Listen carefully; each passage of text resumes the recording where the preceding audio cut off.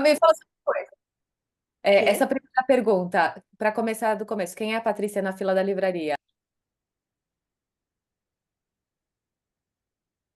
Está começando mais um episódio do Bestseller Cast, o podcast onde a gente fala sobre livros.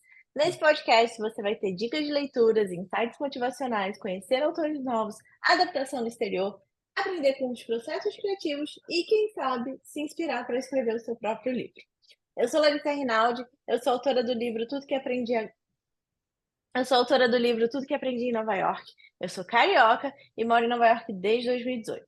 Aqui eu empreendo com criatividade no Cria Connect, a maior, a maior comunidade de criativos brasileiros nos Estados Unidos, e ensino pessoas comuns a se tornarem autores publicados. Assim como a Patrícia Is, que está na minha bancada virtual hoje. A Patrícia é de São Paulo e foi transferida para São Francisco em 2012. Em 2024, Patrícia lançou seu primeiro livro, Passport to Growth, Leadership Lessons from an Expat, e é vice-presidente sênior de RH em uma empresa de biotecnologia na Bay Area. É muito chique, Brasil! A gente vai ter muito assunto para contar. Patrícia, seu livro chegou em primeiro lugar de vendas na Amazon no lançamento, então seja muito bem-vinda ao nosso programa de estreia. Muito obrigada, um prazer estar aqui, Larissa. Obrigada pelo espaço e pela oportunidade de contar minha história. A gente quer saber tudo e depois a gente vai querer ler o livro, que eu já li. Ups! Mas, mas antes a gente quer conhecer você, então vamos começar do começo. Quem é Patrícia na fila da livraria? Ah, na livraria, literalmente, eu sou aquela pessoa curiosa, que folheia tudo quanto é livro e pode passar horas dentro da livraria e depois sai com uma pilha de livro para ler e talvez não leia todos. Mas falando de curiosidade, eu acho que essa é a minha essência. Como você falou, eu mudei para cá tem um pouco mais de 12 anos e eu sempre tive essa coisa dentro de mim de querer ir morar em outro país, de falar outra língua, de me aventurar mundo afora.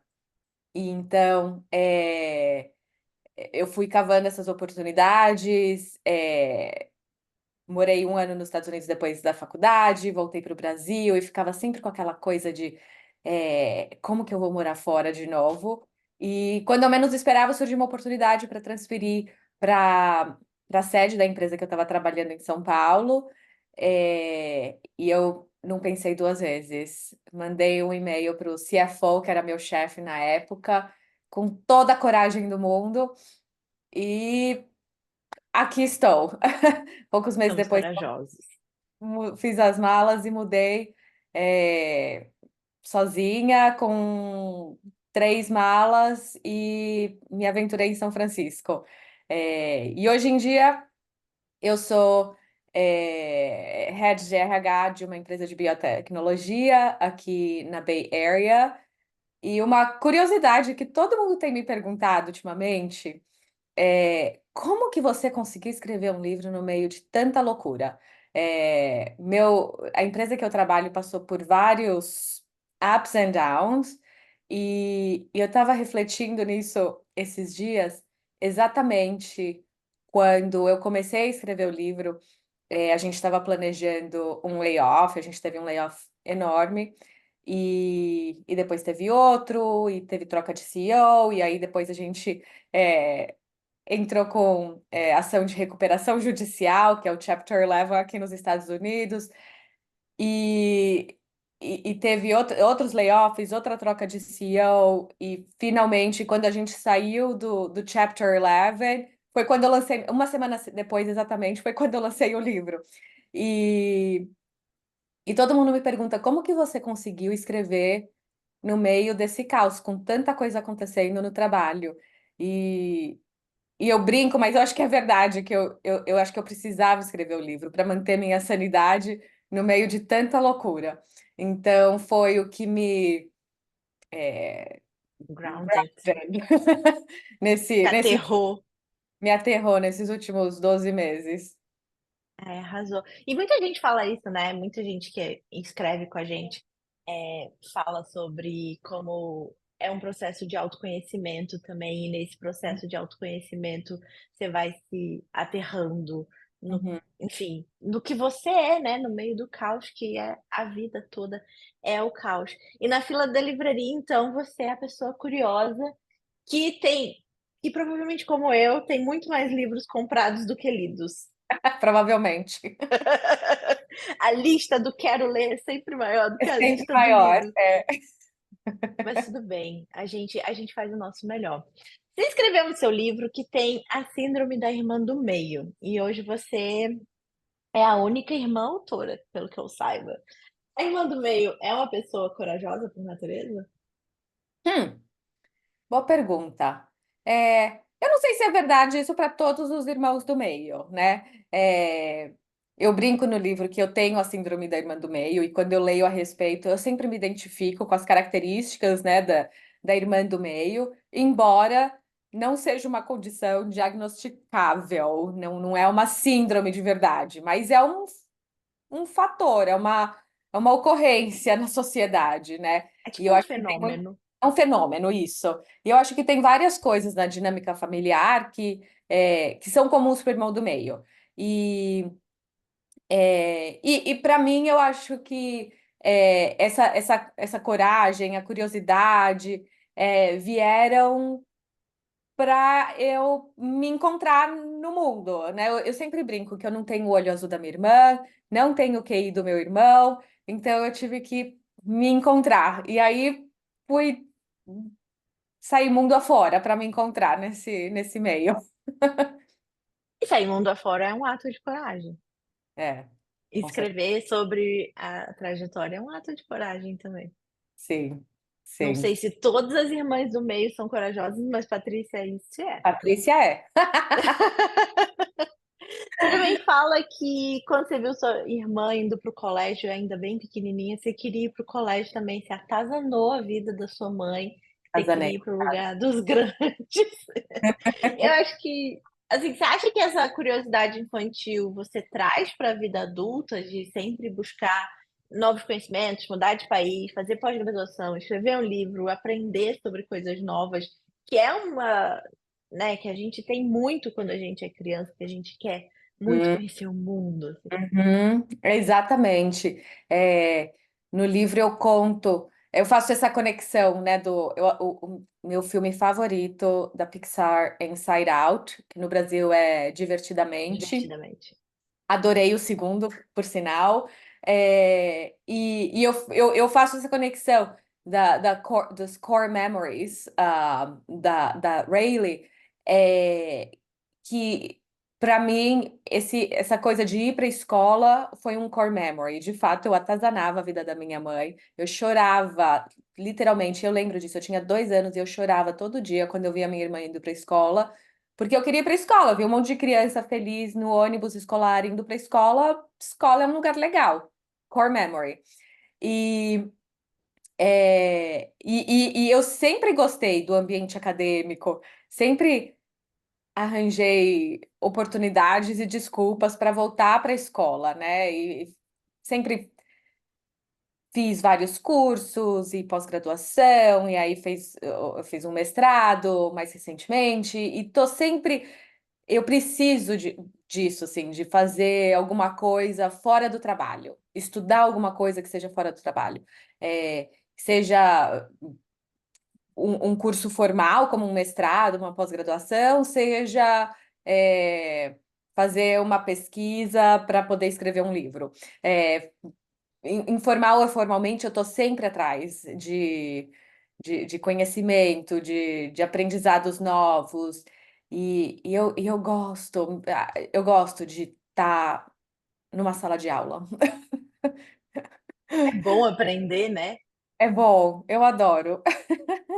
Você pensa, saindo do script para deixar a convidada maluca, você pensa em ensinar também? Porque quando a gente ensina tem uma pesquisa sobre isso, né, quando a gente ensina, a Sim, gente reforça o é. aprendizado? Sim, com certeza. No trabalho que eu faço hoje, eu tenho um time super pequeno, minha empresa reduziu bastante, e eu já muitos anos atrás, né, já fazia bastante treinamento corporativo e hoje em dia eu estou fazendo um pouco mais também, que é a vantagem de trabalhar numa empresa menor. Você acaba tendo, fazendo várias coisas ao mesmo tempo. E eu adoro desenvolver treinamento, fazer apresentação, fazer as dinâmicas de grupo para ajudar com com o conteúdo, para reforçar o conteúdo. E certamente eu penso, é o meu early retirement, semi-retirement plan de fazer essa transição do mundo corporativo para atuar mais como uma consultora, treinadora, coach, que, que é parte da minha formação acadêmica também. Então, quem sabe? O RH tem bastante oportunidades, né, de fazer treinamentos. Faz parte do trabalho fazer treinamentos. E você escreve muito sobre leadership, né? Hum, Contando a sua história, você conta também lições de liderança, até porque você, né, está envolvida, né? E sim. falando em mudar de país, você teve uma experiência nos Estados Unidos antes de vir para cá, definitivamente, né? Então, me surpreendeu no livro, assim, quando você diz que você era um pouco blogueira. Eu não conseguia, eu já te conhecia antes, e eu não conseguia te ver um pouco como blogueira. Então, conta como foi, ser au pair nos Estados Unidos e esse momento blogueira. Eu era influencer antes de influencers serem inventadas. É, foi super engraçado, porque essa ideia de ser au pair surgiu muito do nada. Eu não fazia ideia do que era aquele programa, mas eu estava terminando a faculdade e tinha no campus da universidade, eu estudava no Mackenzie, em São Paulo, e no campus tinha uma agência de intercâmbio e que era experimento. E aí eu tava lá um dia folheando alguma coisa e a pessoa que trabalha lá falou: "Ah, esse programa é super legal, isso e aquilo". Eu, ok, eu vou então, né? Aí eu falei pra minha chefe, ela, nossa, que ótima ideia. Você tem que ir. Falei pra minha mãe, vai. Aí a hora que minha mãe falou, vai, eu falei, peraí. Minha mãe falando pra eu ir morar fora, né? A pessoa que quer os filhos todos por perto. Eu falei, esse é um sinal que eu realmente tenho que ir. E aí, conforme eu ia pesquisando mais para entender sobre o programa, como que seria a minha vida aqui, né, nos Estados Unidos, eu fui descobrindo blogs. E aí descobri que tinha uma comunidade enorme de au pairs, blogueiras, porque isso era quando a internet era tudo mato, não existia mídias sociais. Orkut foi surgir quando eu já morava aqui, em 2004. Não existia Orkut ainda, não existia Skype. Então, o jeito da gente se comunicar com o mundo exterior era através dos blogs. E aí, conforme eu fiz minha inscrição no programa e fui passando por todas as etapas do processo. Aí eu resolvi criar meu blog também. E tive que aprender fuçando na internet é, linguagem HTML, design, e fui aprendendo eu comigo mesma. E foi super interessante, foi super gostoso fazer isso, usar uma parte do meu cérebro que geralmente eu não uso. É, e aí, conforme eu fui desenvolvendo o meu blog, eu ia me conectando com outras au pairs, que eram au pairs atuais ou prospectivas, que nem eu, e a gente foi se conhecendo e formando uma comunidade super grande. E aí, com o tempo, quando eu já morava, né, aqui nos Estados, eu morava na costa leste, em Connecticut, e conforme o tempo foi passando, o meu blog foi ficando famosinho também. Aí outras meninas que estavam chegando já me reconheciam, já sabiam da minha história. E eu, nossa, eu tô famosa, né? Mas foi super legal, porque foi um jeito de criar comunidade é, quando a tecnologia não era avançada como é hoje, né? E você pensar que uma pessoa que nasceu em 2004 já tem mais de 20 anos. É muito louco, né? A Gente, uma gente pessoa que dirige e pode beber e votar não sabe o que que é o mundo antes de mídias sociais. não sabe, não faz ideia. Eu lembro dessa época. É época de Fotolog, né? Que o Fotolog surgiu antes do Fotolog. Orkut. Sim, eu tinha Fotolog também. Eu Eu era, também. eu era super conectada. E seu blog já era em inglês? Não, eu escrevi em português porque o blog foi um jeito de eu. Era o meu diário aberto para ter contato com a minha família, com os meus amigos. Então, todo dia eu ia lá e escrevia o que tinha acontecido no dia. E aí, minha família comentava, meus amigos comentavam. E eu acho que para as outras pessoas, né, as meninas que queriam ser au pair ou que estavam chegando, para elas era interessante também para ver como que era o dia a dia, da mesma forma que me ajudou quando eu estava planejando ser au pair. E aí virou esse diário aberto, né? Que recentemente eu encontrei nos arquivos da internet. E que lá deve Oh ser. my God, a gente super precisa achar esse blog. Será que tem fotos? Voltando para o livro um pouquinho, tem uma frase do Saramago que você cita no livro e que agora eu uso em vários momentos da minha vida e que eu acho que conduz a sua história dentro também do livro, mas também fora. É preciso sair da ilha para ver a ilha. Por que você começou o livro com essa frase É. e por que que ela te impacta tanto? Esse livro, O Conto da Ilha Desconhecida, do José Saramago, é um dos meus livros favoritos. É um livro bem curtinho, fácil de ler, né? Porque José Saramago não é a leitura mais fácil do mundo, mas esse é um livro bem gostosinho, assim, de ler. E É, e essa história, né, do rapaz que queria, foi ao rei pedir um barco para descobrir a Ilha Desconhecida. E eles, mas não existe Ilha Desconhecida, né? Todas as ilhas já foram descobertas. Mas se você não descobriu a Ilha Desconhecida, você não sabe que ela existe. Então, ele sai num barco, é, à procura dessa ilha desconhecida, e no momento do livro tem essa citação: é preciso sair da ilha para ver a ilha, que não nos vemos se não saímos de nós. É, e no momento, desde a primeira vez que eu morei nos Estados Unidos e eu voltei para o Brasil, eu tive choque cultural quando eu voltei para o Brasil, não quando eu vim morar aqui a primeira vez. Porque eu cresci tanto em um ano, eu explorei o mundo, eu descobri coisas novas. E quando eu voltei para minha casa no Brasil, com a minha família, meus amigos, no mesmo lugar, estava todo mundo fazendo a mesma coisa. E esse foi o meu choque cultural, assim, gente, mas tem um mundo enorme lá, e como, e as pessoas ali, como se tivesse congeladas no tempo. E, e de fato, anos mais tarde, né, quase 10 anos depois, quando eu mudei permanentemente, né, para os Estados Unidos, de novo esse sentimento de expansão, de aprendizado, de desafio, veio com tudo. E eu comecei a enxergar o mundo também, o meu mundo, a minha ilha, né, a minha bolhazinha lá de São Paulo, eu comecei a enxergar de uma nova maneira. E anos foram se passando, e hoje em dia a gente discute tanto, né, no mundo corporativo e fora dele, né, na vida social, as questões de diversidade, de equidade e de inclusão. O primeiro passo para a gente ser uma sociedade mais inclusiva é a gente ter autoconhecimento, saber os nossos vieses, entender esses vieses, como que eles, né, aparecem. E eu acho que isso não é possível se a gente não sair da ilha. A gente tem que sair da nossa bolha, né? Tentar entender o mundo de uma outra maneira, além daquilo que a gente sempre aprendeu.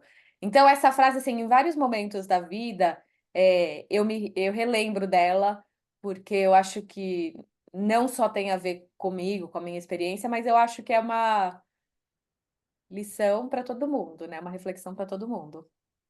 E eu acho que é muito louco também quando a gente vem para os Estados Unidos ou vai morar em qualquer outro país, que a gente se conecta com pessoas que a gente não faria no Brasil, assim, brasileiros que a gente talvez no Brasil não se É, conectasse porque a gente vive numas bolhas muito mais fechadas quando a sim. gente vive no nosso lugar seguro, né? Nossa zona de conforto. E quando a gente chega aqui, a gente sai extremamente da zona de conforto e vai viver em outras bolhas completamente diferentes, né. Antes da gente ir para as próximas perguntas, chama o pessoal para conhecer mais seu trabalho, te seguir nas redes, Ah, é. comprar seu É, livro. comprar meu livro, claro, mas para quem tiver curioso para saber mais outras histórias que eu conto no livro, o livro tá à venda tanto no Kindle, a versão eletrônica, né, da Amazon, quanto físico também, em paperback e hardcover, na Amazon, Barnes Noble, no site da editora, webookpublishing.com, e em vários outros sites ao redor do mundo. Então, mesmo se você está assistindo a gente aqui, não está nos Estados Unidos, você também pode comprar o livro. E para saber, ver todos esses links da WeBook, da Amazon, etc., pode ir no meu site, patriciaeast.com. Lá tem todos os links, os eventos que eu vou participar e os links para as minhas redes sociais também, para você continuar acompanhando meu trabalho. Chiquérrima, maravilhosa. Eu vou fazer meu merchan aqui também, que se você quer escrever um livro ou saber mais como funcionam os processos de um escritor, pode me seguir no Instagram, que é by Larissa Rinaldi, BY, Larissa Rinaldi. No YouTube, Larissa Rinaldi. E se você quer conhecer criativos brasileiros muito sensacionais, como a Patrícia, aqui nos Estados Unidos, e se conectar com executivos da Apple, Google, JP Morgan e agências de publicidade, siga o @ConnectCria, que é o meu evento de criatividade aqui nos Estados Unidos. Meu livro, Tudo que Aprendi em Nova York, também está à venda no mundo inteiro pela Amazon. E agora ele está à venda em inglês. Oh, eu sou uma autora publicada em 2 línguas, meu Deus, como é maravilhoso. E chama City Echoes, Lessons from New York. Está à venda na Barnes Noble, em vários sites do mundo, na Amazon e no Kindle também. Ufa! Esse negócio de trabalhar com criatividade, a gente faz muita coisa, né, menina? De contar. Arrasou. É, continuando aqui, quando você mudou definitivamente para São Francisco, você enfrentou vários desafios. E você fala sobre esses desafios e como você enfrenta esses desafios e sobre como a liderança afeta as pessoas que, enfim, estão no mundo corporativo e fora dele também, obviamente. E teve uma passagem que me chamou muita atenção. E foi essa aqui. I started feeling like I had two personalities. I felt like I was one person when I was in Brazil speaking Portuguese, and I felt like another person in the US speaking English. The former is a confident professional and the joker of the family. The latter is vulnerable and struggles to even crack a knock-knock joke. Como que você acha que profissionais brasileiros e expatriados podem transitar por Hum. essas personalidades com mais facilidade? É, é uma boa pergunta. E é engraçado que quando eu estava escrevendo o livro e eu conversava com algumas pessoas que também são expatriadas sobre essa sensação de ter duas personalidades, todo mundo ficava assim, nodding their heads, né? Tipo, nossa, é verdade, é isso mesmo. Então eu sei que não é um sentimento que só eu passei, eu sei que é um fenômeno também muito comum entre nós que somos expatriados, que moramos em outro país, falando outra língua. E eu, a- eu acho que o primeiro passo para a gente começar a conseguir navegar melhor essa situação é ir se inserindo na comunidade onde você está, né? Eh, Conhecer seus vizinhos, ir em grupo, network groups, né? De pessoas diversas, encontrar com profissionais da sua área que não são brasileiros. Eu acho que sair um pouco. É muito gostoso quando você mora fora, né? Fazer amigos brasileiros, comer comida brasileira, fazer todas aquelas coisas que nos confortam, que nos lembram de casa. E isso é muito gostoso. E eu adoro esses momentos, né? Quando a gente está só nós brasileiras e papeando e comendo coxinha e tomando caipirinha. É, mas para conseguir navegar de forma bem sucedida, né? Essa questão das duas personalidades, para elas se fundirem, é preciso sair dessa bolha, né? E é preciso ir se inserindo nessa comunidade. E eu acho que, para mim, foi além de dominar a língua, as expressões, é entender o contexto cultural, né? De onde essas pessoas vêm. Porque até hoje eu converso com meu marido, com os meus amigos que cresceram aqui, e eles fazem piada da década de 90, eu não faço ideia do que é, e eu nunca vou fazer. Mas a gente tem que prestar atenção nessas nuances, né? Para entender de onde que eles estão vindo, dos pontos de vista. E é aí que a gente começa a fazer parte também, né? Dessa outra comunidade, dessa outra parte do mundo. E, e eu acho que daí as pessoas mais próximas da gente também vão entendendo a gente melhor, né? É, meu marido vai todo ano comigo para o Brasil, a gente vai para o Brasil mais de uma vez por ano, e eu acho que quando ele começou a me ver perto da minha família, perto dos meus amigos, e ele começou a entender que quem que era, né, a palhaça da família, a profissional super confident, e essa coisa que eu contei no livro, e isso foi me ajudando também a ir trazendo um pouco desse aspecto para minha vida daqui. Então, eu acho que a gente tem que se esforçar para trazer os aspectos, né, da nossa vida do Brasil para a vida que a gente tem hoje e entender a comunidade onde a gente está inserido para poder se comunicar de uma forma que relates better, né, com as pessoas que são daqui. E managing pressão também, né, tipo, sem pressão de tentar entender a piada dos anos 90 da TV É, da americana que você não vai, tipo assim, não, não é para você. não é para mim. E não E, precisa, a gente não é americano, e não tipo, no precisa. papel talvez, mas Exatamente, exatamente. E eu acho que até é, fazer isso assim de uma forma mais leve, sem essa pressão, eu acho que ajuda também. Que quando a gente se força muito para fit uhum. in the box, não vai funcionar.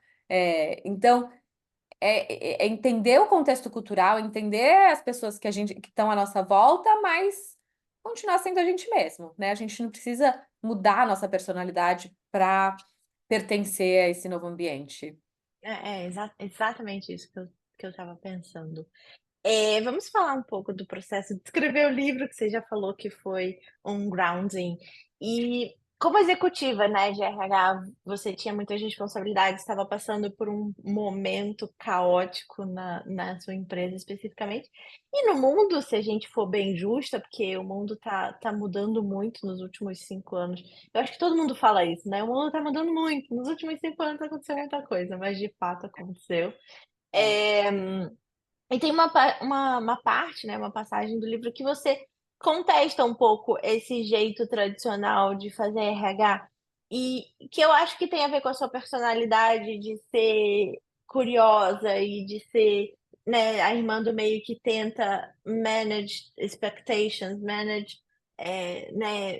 desenvolver o melhor possível aquele ambiente, assim. E aí você escreve assim: "You live your personal life out of the door when you go to work, and I never believed that." Você sente que escrever esse livro é uma forma de deixar um legado também na profissão, além do trabalho que você faz diariamente, que obviamente já está deixando um legado? Absolutamente. Ser executiva de RH é um dos papéis que eu exerço. E eu só exerço bem esse papel, se eu tiver uma boa noite de sono, se eu comer uma comidinha gostosa, se eu me exercitar, se eu fizer as atividades que eu gosto de fazer fora do trabalho, que inclui estudar, ler, etc. E nas organizações mais tradicionais, no jeito mais tradicional, né, de gerir, tem um pouco dessa ideia de, você vem para o trabalho, você faz, né, as suas obrigações e o que tiver acontecendo na sua vida pessoal não é problema nosso. Em partes, né? Porque eu acho que essa lógica ela funciona nos trabalhos que são 100% operacionais e repetitivos, o que não é a realidade da maioria dos profissionais de hoje. A gente é pago para pensar. E, e o meu cérebro, se ele estiver ocupado, a minha mente, se ela estiver ocupada com 1 zilhão de coisas que estão acontecendo no mundo afora, seja uma guerra, seja uma pandemia, seja, né, é, lutas sociais, ou seja Sejam as Olimpíadas. seja as Olimpíadas, ou seja uma coisa particular minha, na minha vida, que ninguém sabe. Tudo isso vai ocupando espaço na nossa mente e a gente não está fazendo o nosso trabalho, que é o trabalho de pensar. Então, essa ideia de, você deixa a sua vida pessoal do lado de fora, já não funciona mais, como ela funcionava há 100 anos atrás, né? Quando os trabalhos eram muito mais repetitivos. Então, eu tenho sido, eu não sei qual que é a palavra, porque hoje em dia eu esqueço as palavras em inglês e em português, eu sou bilingual. Tipo uma porta-voz. Acho que uma porta-voz é uma palavra interessante, dessa ideia de saúde mental é importante. E acho que esse foi o silver lining, né, da pandemia, que as organizações começaram a falar muito mais sobre isso. Antes era um tabu, né? Você não falava sobre saúde mental, sobre bem-estar, era uma coisa meio fluffy HR. E que não é, né? A gente viu o que aconteceu na pandemia. A gente teve 2 pandemias, né, acontecendo ao mesmo tempo. E a Organização Mundial de Saúde hoje em dia reconhece o burnout como uma epidemia, Pandemia. né, Hum. uma doença do trabalho. E, é, e é importante, né? Alguns anos atrás, na empresa que eu trabalho hoje, a gente implementou um programa de saúde mental, e eu fui super influenciadora, né, desse processo para trazer esse benefício para os funcionários, porque ninguém tem vergonha de ir no médico quando você quebra uma perna, né? E todo mundo vê que você quebrou a perna, assina o gesso da sua perna, mas ainda tem um tabu, né, de falar de saúde mental, de falar sobre questões emocionais, e as pessoas que mais têm resistência sobre isso são aquelas que são menos racionais, mas elas não sabem isso. Quando a gente fala sobre nossas emoções, quando a gente coloca nome, né, naquilo que a gente está sentindo e fala sobre, verbaliza sobre isso, a gente tem que usar uma outra parte do cérebro que é muito mais racional. E aí a gente coloca isso para fora, né, organiza esses pensamentos, né, organiza esses sentimentos e aí move on. E aí você pode focar em outra coisa. Mas se a gente fica nessa tentativa de suprimir qualquer emoção, qualquer sentimento, eu só vou focar aqui no meu trabalho, é quando menos você consegue focar no seu trabalho.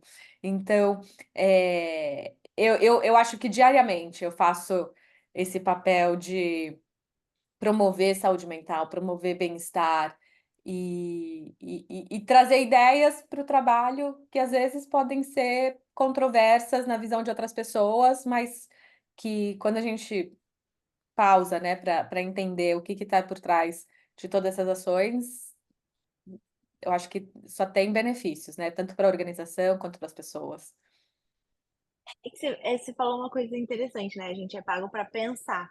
Então, se a gente tá com alguma coisa, obviamente a nossa vida, a gente sempre tem, né? Tipo, tá sempre cheia a nossa caixinha de alguma forma.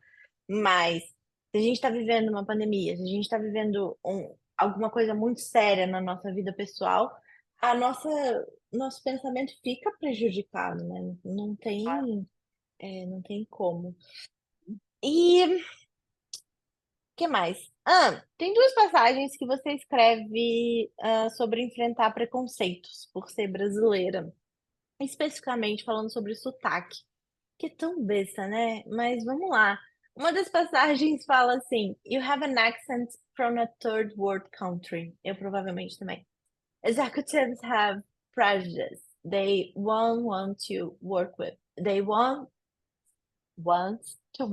you. Who really has prejudice?" Once again, I was dumbfounded. Someone had the nerve to access my competence based on my accents. Então, eu tenho 2 perguntas sobre essa passagem que foi muito difícil para ler em inglês. Ah, Como foi reviver esses momentos para colocar no livro? E você acha que as coisas mudaram de quando você chegou aqui para hoje? 12 anos? yikes.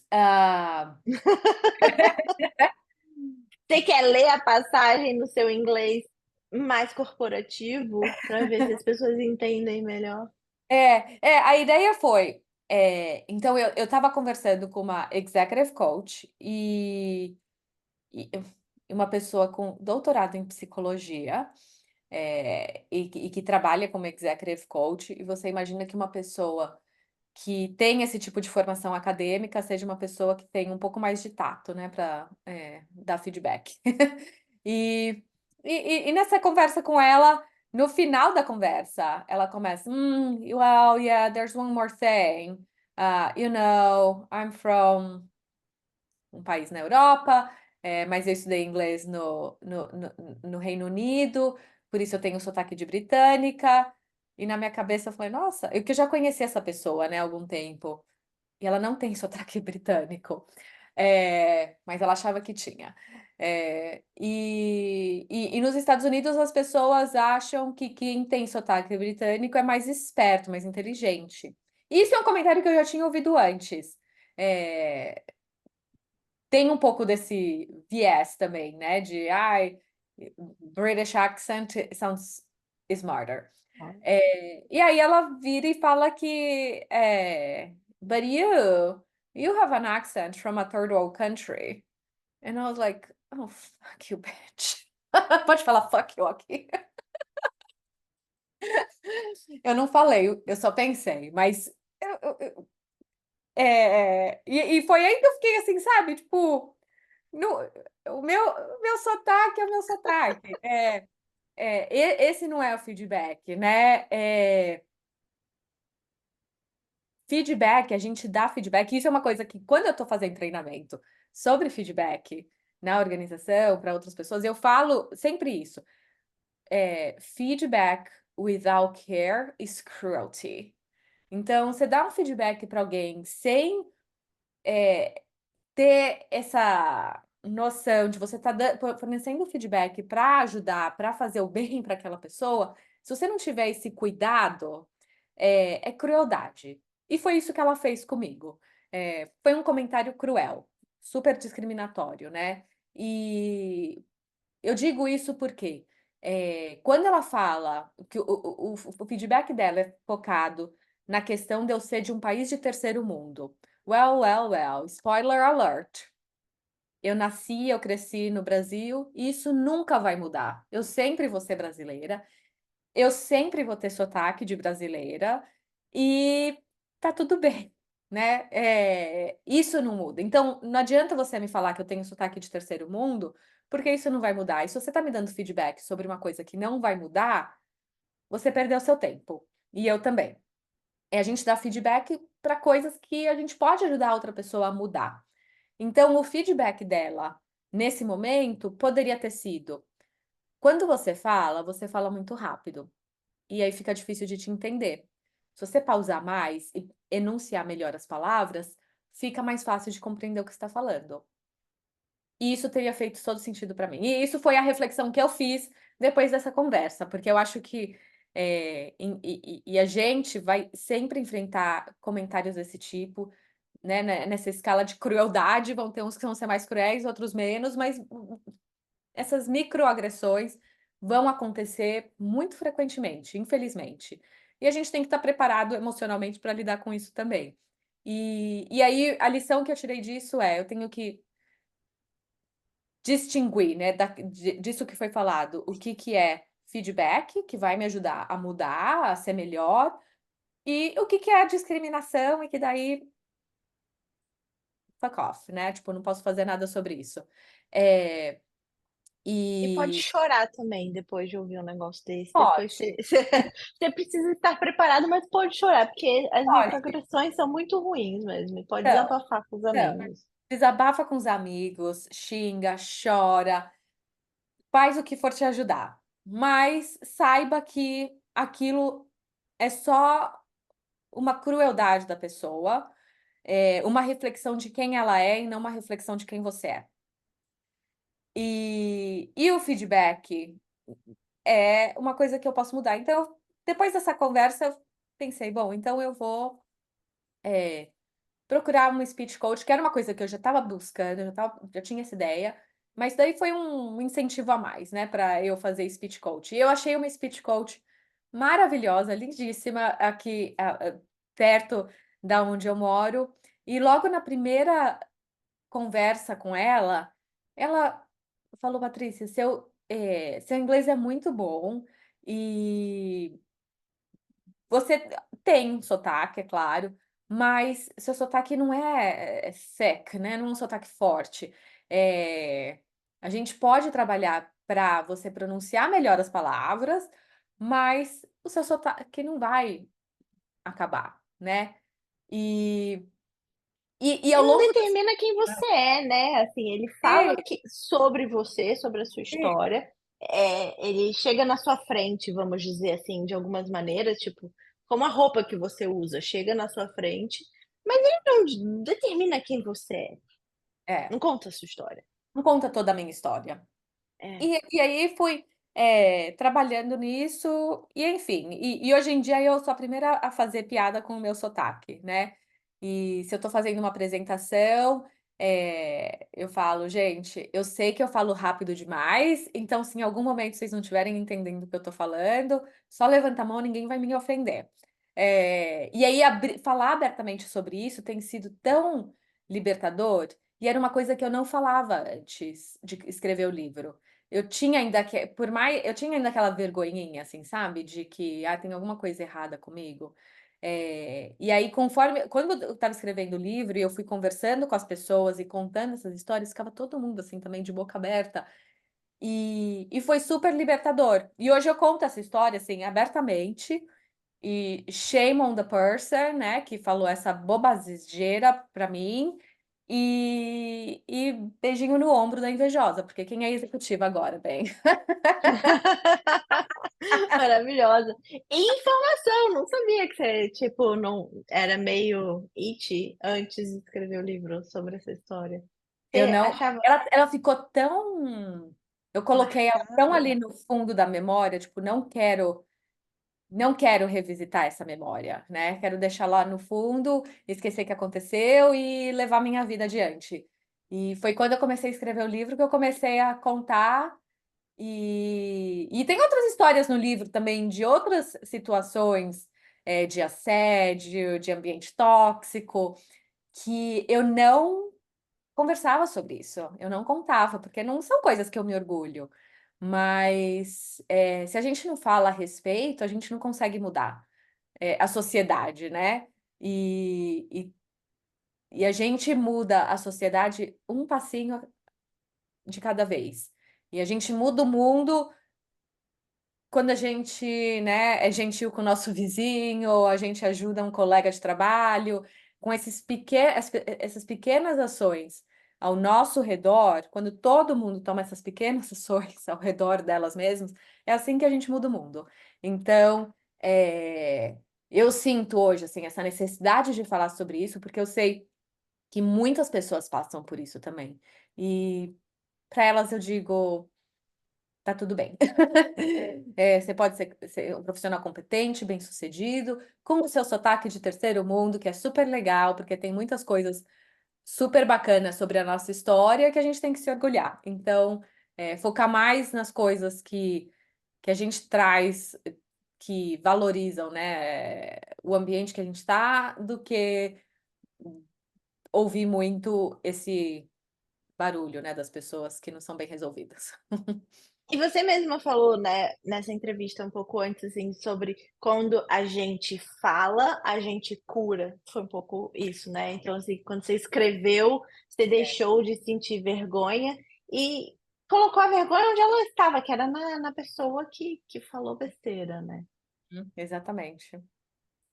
E no livro você parece uma pessoa muito consciente das suas escolhas, do seu trabalho, alguém que quer ter a visão do geral para fazer as melhores escolhas. Então, eu te pergunto, você sempre quis escrever um livro, sempre foi, né, atrás dessa decisão? Como foi fazer essa escolha? É, eu escrevi meu primeiro livro aos 7 anos de idade. Eu lembro que eu devia ter pegado hoje para mostrar para vocês. Tá bem guardado na minha maletinha antifogo. Eu amo!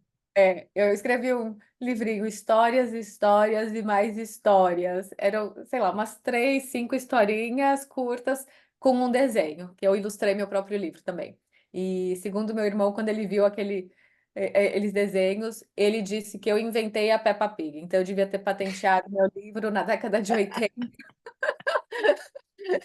porque a menininha que eu desenhei estava mais para Peppa Pig do que para uma menininha.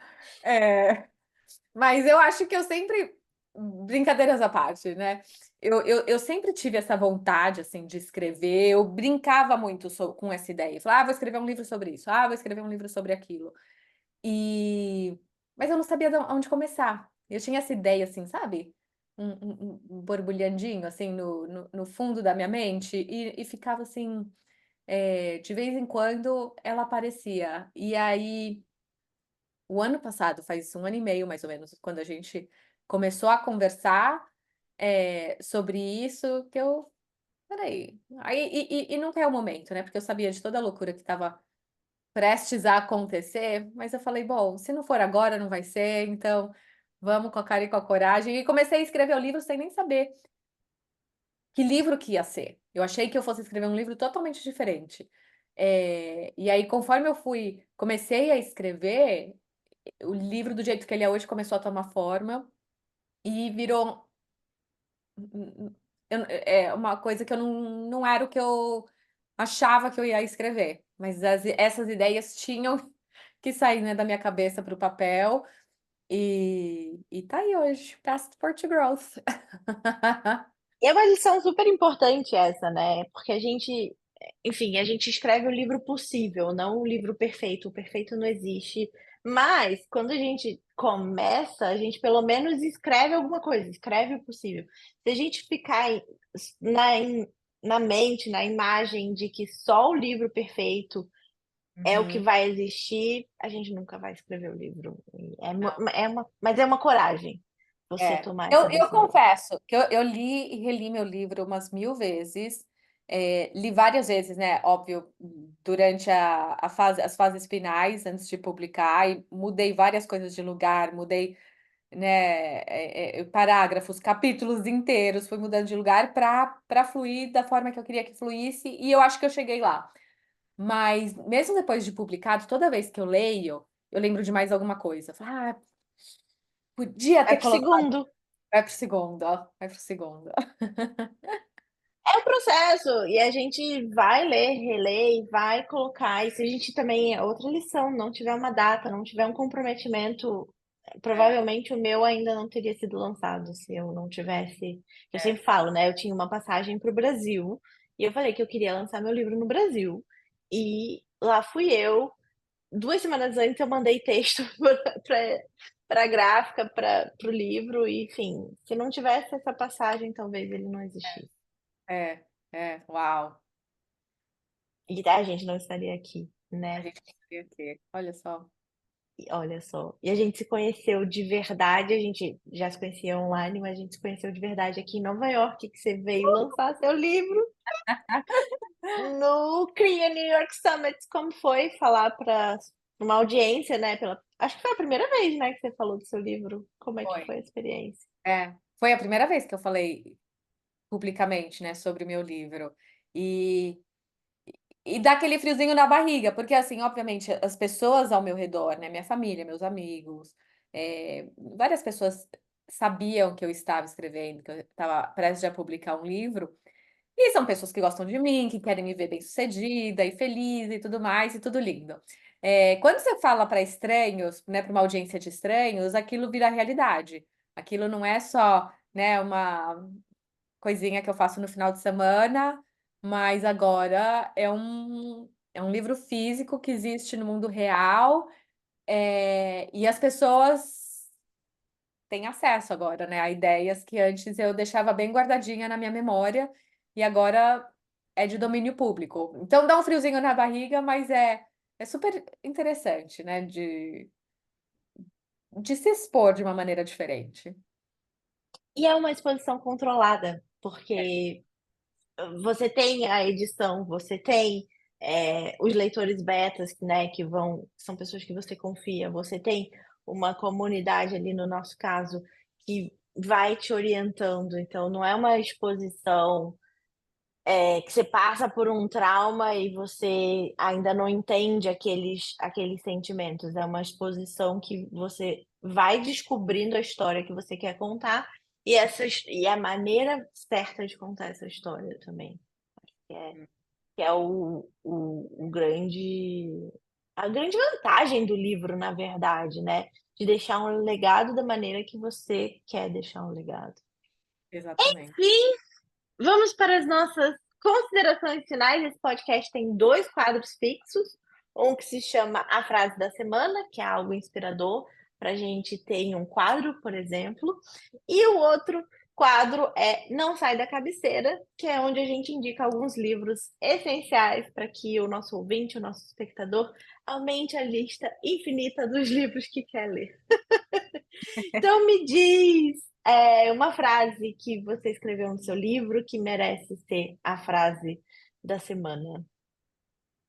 É, a frase que eu escolhi para compartilhar aqui é a seguinte: Remain receptive to all lessons awaiting to be learned. Permaneça receptiva a todas as lições esperando para serem aprendidas. A gente não sabe, o que que vai acontecer daqui 5 minutos, o que que vai acontecer amanhã. A gente, né? E como você falou antes, o mundo está cada vez mais complexo e são curveballs after, como se diz no Brasil, eita atrás de eita, né? E é mais legal que falar curveballs. Super. I'm sorry, Estados Unidos, a gente tem, ditados melhores. Muito melhor. É, e, e a gente tem que aprender, a gente tem que estar aberto, né? Que a gente ainda não sabe tudo, a gente ainda não aprendeu tudo, vai ter sempre coisa nova, vai ter sempre momentos diferentes, né, na nossa vida que podem informar o nosso próximo passo. Então, isso é a minha lição de vida e eu quero compartilhar com todo mundo, né, para sempre lembrar: Remain receptive to all lessons waiting to be learned. Yes! Eu acho que a minha frase inspiradora é: "Me perdoei nas lágrimas, no lucro da Heineken, no escuro do quarto e nos padrões reforçados na recuperação solitária", que é um trecho do meu livro, e que eu descobri esse perdão enquanto escrevia o livro, que nem sempre tudo que a gente faz, a gente se orgulha, e não necessariamente, assim, né, tipo, eu tô lendo um livro sobre traumas, então tem muita coisa que a gente faz que é consequência de traumas e tudo, então, mas se perdoar faz tão bem, né, então escrevendo o livro é uma forma de auto-perdão. Eu digo, eu demorei para entender isso, mas eu acho que 2 anos depois de lançar esse livro, eu acho que eu entendi que meu livro é um livro de auto-perdão, é um auto não é só autoconhecimento, né, é um auto-perdão, assim, é o jeito que eu entendi de ser quem eu sou. E é isso, qual o livro que não sai da sua cabeceira? Ah, tem 2. O primeiro é do Viktor Frankl. Esse tem aquele livro dele que é super famoso, né, The Man in Search, of Meaning.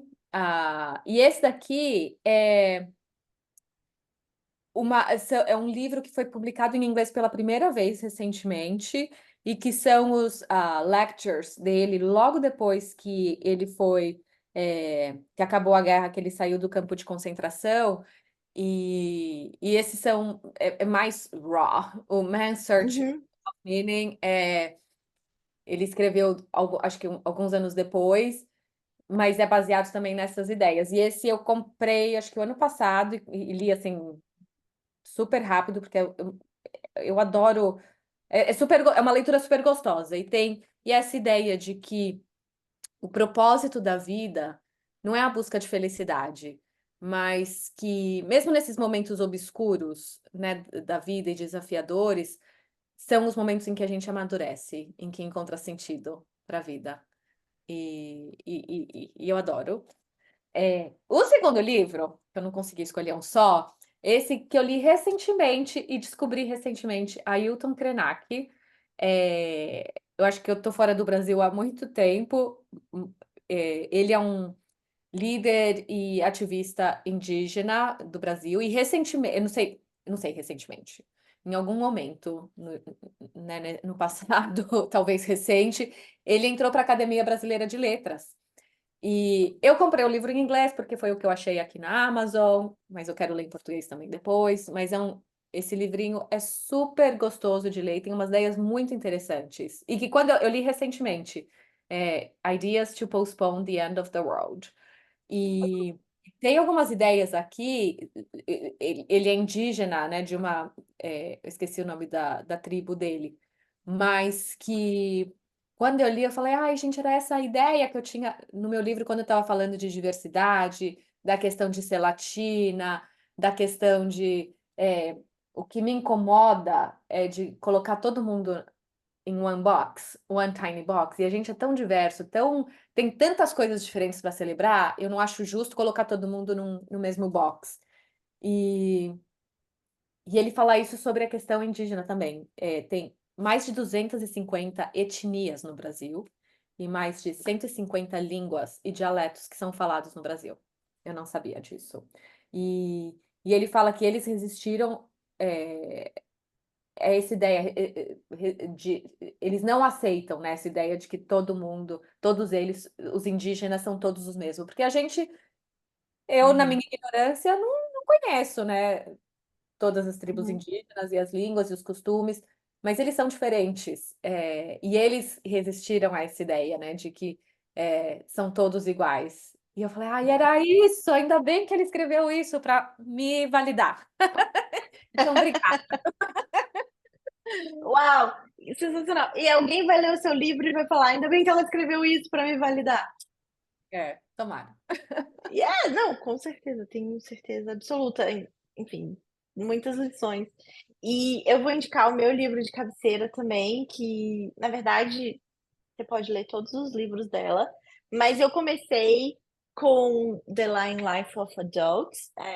Eu sou uma pessoa muito da não ficção, mas eu vou indicar uma ficção, que é a Helena Ferrante. Ela é uma autora, na verdade, Helena Ferrante é um pseudônimo, então a gente não sabe quem ela é, mas a gente acha que é uma autora italiana.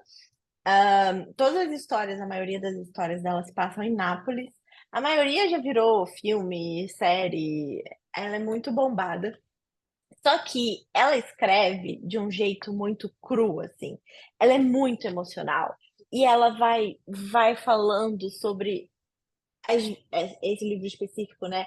É uma menina, acho que com uns 12 anos, e os pais dela se separam, e ela começa a entender a vida adulta, e é muito cru, e ela começa a ter experiências adolescentes, e todos esses sentimentos e todas essas raivas e tudo muito, porque é muito adolescente, enfim.